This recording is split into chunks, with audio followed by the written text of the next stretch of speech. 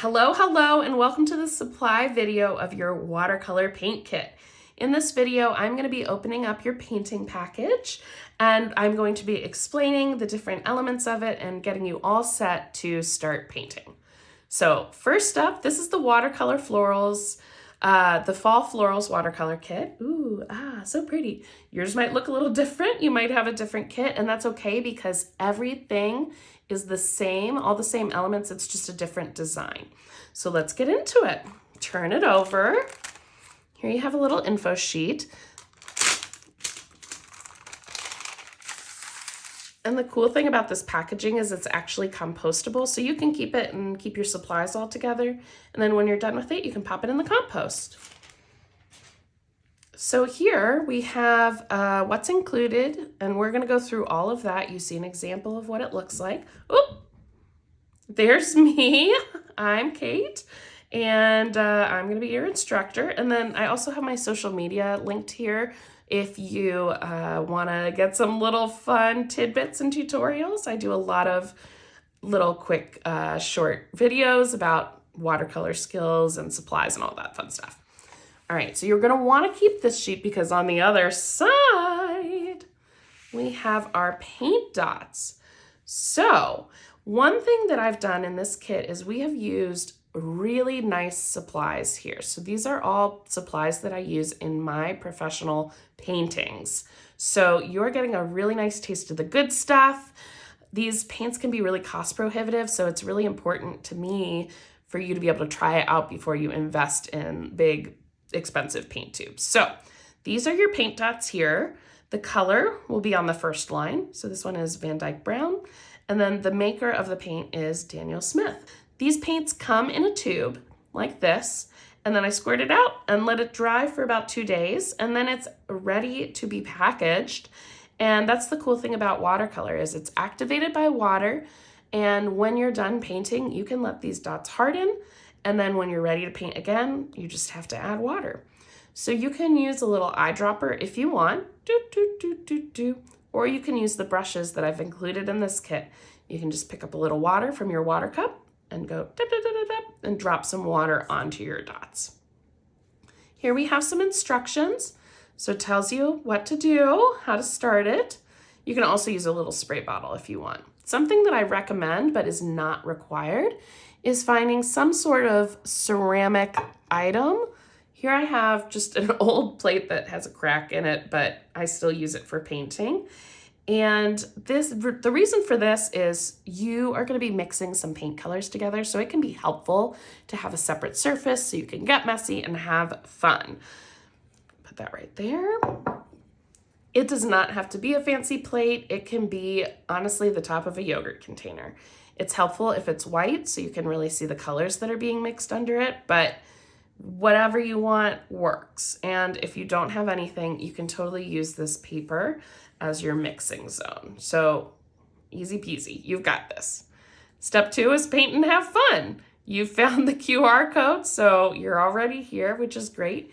If you enjoy the tutorials and want to do that, perfect. If you want to go rogue and do your own thing, totally fine. All right, and here I've included a QR code, and that is going to take you to my free Watercolor Basics class. It's going to be delivered to you through email, and it's going to take you through all the classic watercolor terms and techniques, so you have a nice foundation under your feet. You don't have to do this to start on this kit. It's just there for you if you are having fun and want to learn more. Okay, let's get into the brushes. So you are going to have 3 brushes. These are round brushes, which basically speak to what is going on with the brush. It's in a circle instead of flat, like you might think of like a painter brush. This is a flat brush here, so you can see that's flat. And these are round. And size 1 is going to be smaller than size 3, which is going to be smaller than size 5. So the size just indicates how large your paintbrush is. And these little plastic tubes, you can go ahead and take those off. Once you take them off, you do not need them. The tips of the brushes are going to feel a little stiff. All you have to do is kind of swirl it around in your water cup, push it down, wiggle it out, and get that stiffness off. It's a treatment that's put on the brushes to help keep their shape as they travel. Unfortunately, this plastic and the plastic caps are not compostable, so you're going to have to put those in the trash. And then you'll have your brushes and we're ready to paint. What I love about round brushes is they are super versatile. So you can get really thin lines by just going on the tippy tip of the brush, or you can, here, let me show you. So here, I'm gonna use a really big brush so you can see. So we can make really thin lines here with the tip of the brush, just whoa, very tip, or you can press it down flat like that and get a really thick coverage. So that's why I've included round brushes, because they're so versatile.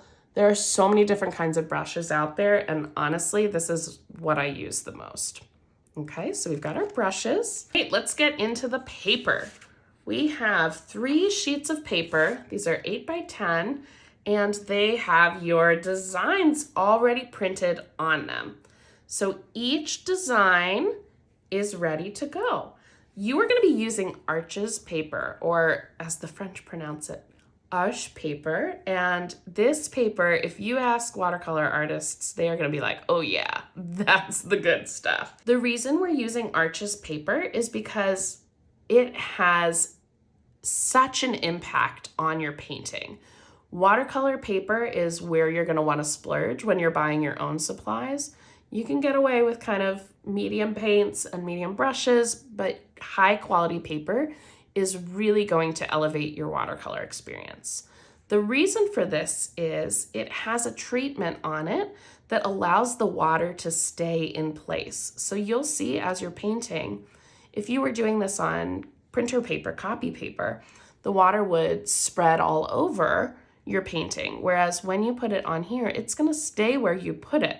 Even if there's quite a bit of water on the page or on your brush, it's gonna stay in that zone where you place it, which is really, really cool. And Arches does that better than most of the watercolor papers. You might also notice that there's some texture here. This is called toothiness. So watercolor paper can have a certain amount of tooth. So the rougher it is with the more bumps, the toothier, the more tooth it has. And there's also paper that is smooth. This is the cold press paper, which means it's in between. It's not super smooth and it's not super rough. And I feel like it's the perfect amount of ridges to allow you to keep your paint where you want it to be and not have it slosh around on your page, while also not creating really visible ridges all over your painting. So everybody has their different preferences. This is my personal favorite. Many watercolor artists will agree that this is very, very good stuff. Yours might have a little watermark around the edge, and that is just to show you. It's like Willy Wonka's golden ticket, baby.